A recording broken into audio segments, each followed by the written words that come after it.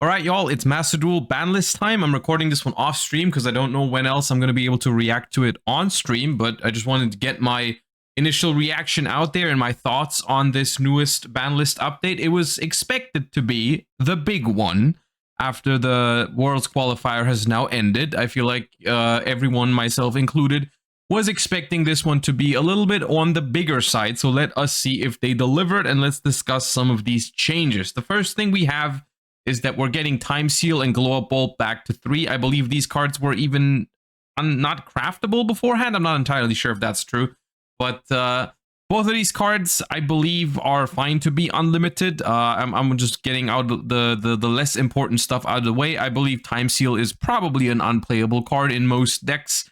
Maybe you can build a funny paleo trap deck around it, but that's pretty much it. Glow Up Bulb is slightly more playable than Time Seal. I'm sure Glow Up Bulb is going to find some homes here or there, but that is fine, I think. It's a good card still, though. It's like a 1-card Link 2 as well, as long as we have Linkaribo or like, I mean, Anima is always there. So it's like, it's a pretty good card still, and it's probably going to see some use, but I think it's fine. Cards to be unlimited is something that I can't really argue against with Astrograph and Diameter here, because both of these decks are not super popular. I think it goes without saying that I'm not a big fan of these changes. Diameter I actually have no issue with, because like I like, oh, Josh hates math kind of meme, but I think Diameter at 1 never made sense. Like that card, like give him more copies of Diameter. That was never my issue, so that's kind of whatever. Astrograph Sorcerer, I don't know, man. I just hate the Pendulum deck. I've played against it a couple of times, even during the Worlds qualifier, and how everyone finds that deck even remotely healthy is completely beyond me. But at the same time, most of that is actually not even Astrograph Sorcerer's fault, I've noticed. Like, they play it, and they search it, and they loop it a little bit, but, like, there's other candidates that probably should be on here. But not Astrograph. Like, I'm talking Electromite, for example, is like a big one that I feel like should just be banned. But that's a whole different story. I think Astrograph going from 1 to 3 is like kind of minimal for that deck. So all things considered, not a fan of it, but I'm also like not mad about it whatsoever. So whatever. Let's get to the ones that matter, hopefully. We've got 2 more only, and then we already got the full changes down here. So we have Golem that guards the Millennium Treasures going from 3 to 1. And Snake Eye Oak going from 3 to 0. Now, here's the thing. I think that putting Golem to 1 is a fine decision. I am not opposed to it, because this does cut the numbers of good Millennium starters that you have in all of these Millennium combo decks from 6 to 4. And I'm saying specifically 6 to 4 because I don't think Veju Temple counts as a great starter for these engines. It's for good reason that these engines have been played with 3 Seng Engine, 3 Golem, and 1 Weju Temple, because starting with Weju Temple is not the same as starting with one of the other 2. Because it nets you less monsters on the board, basically. So, like, getting rid of the Golem is the one that I actually expected, because it's the super rare one. I believe other than that, they're pretty similar. Like, I think genuinely the reason why they picked Golem is because it's super rare. I think there were better ways to hit the Millennium Engine. They could have hit Zombie Vampire, which I think would have probably been better. This way, they also even, like, the Exodia deck catches the little Stray, which, I mean, it's a stun deck. So in my book, that's fine. I think some people are going to be unhappy about that, though. And I think Zombie Vampire could have just been a ban, and that would have probably been better. But I still don't really mind them hitting the Golem. And I also, surprisingly, don't mind them banning Snake Eye Oak. I'm going to be honest with you. I didn't even really expect them to ban a Snake Eye card in Master Duel, because they did not ban a Snake Eye card in the OCG. And Master Duel Banlist tends to follow the OCG quite, not exactly the same way, but like it's pretty close.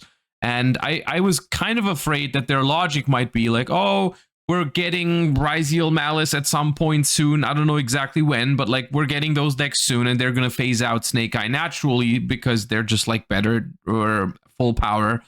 And people are just going to, like, you know, Snake Eye is going to be balancing itself basically because the new decks are going to be out.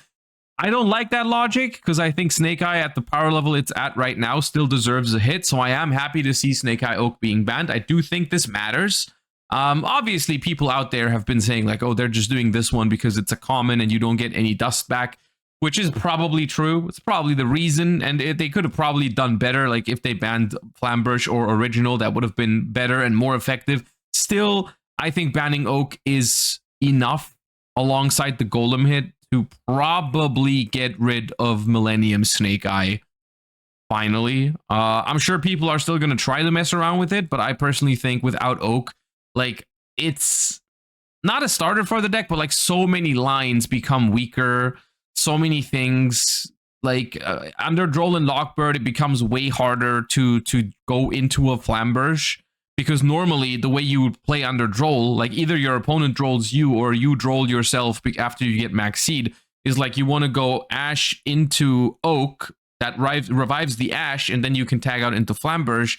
Otherwise, if you don't go through Oak, you don't have 2 level 1 fires to revive with the Flamberge, and you don't really have a way to get to that with just one Snake Eye Ash under Droll.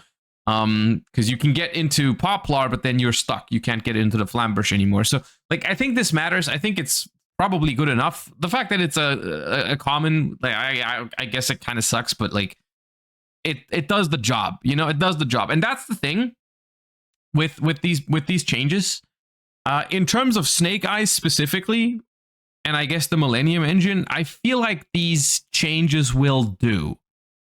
You can tell from the way I'm saying this is that I'm not super happy with it, and that's for 2 reasons. First of all, I feel like the things that they did here could have been done slightly better. They could have hit Millennium by banning Zombie Vampire. I think that would have been great. They could have hit Snake Eye slightly better. But overall, this is fine. The major reason why I'm not super happy about this Banlist, why I think, like, if I had to rate it on like a scale of 10, it's more like a 4 or a 5 out of 10, is because of all the things that are missing. Like, come on, where's Macro Cosmos that like every Kashtira deck or Exodia deck has been flipping on you for months now? Where is, I mean, the all-stars of Banlist discussions in Master Duel? I mean, there's still no Maxi here. There's still no Appaloosa here. No Baron, nothing, none of that. So, like, there's still stuff missing for sure.